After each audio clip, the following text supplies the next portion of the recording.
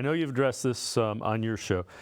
Do you think the Browns can win the Super Bowl next season? And if so, what needs to happen? If they get this offense, because I think that, look, the defense isn't gonna. They might give you better numbers than they did last year, but let's just assume, for sanity's sake, that they are slightly like just as good as they were this year.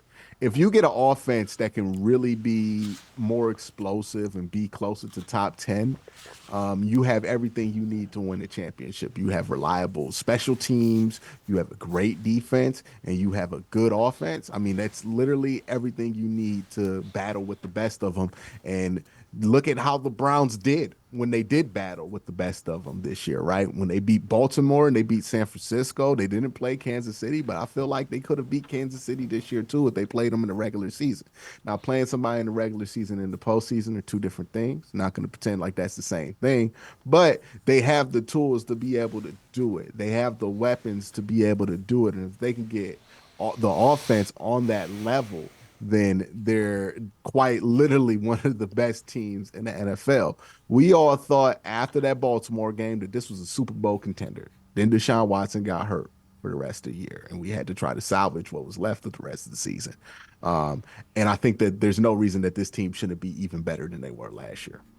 And to your point, it isn't like you need Watson to be superhuman. You need good quarterback play from him. Yeah, you need him to be smart, to know when to take some chances, when not to. He's still capable of doing it. We saw some of those beautiful passes that he's capable of during the season when he was healthy, albeit a small sample size of it. We saw him still be able to do stuff with his legs, play smart football. This team was plus 63 in point differential when Deshaun Watson was out there. I think the second highest they had was Joe Flacco during the regular season, who was plus 20. Obviously, the blowout in the playoffs got him back in the negatives, but that's who you were. And you know who else was plus 63 in point differential around that time?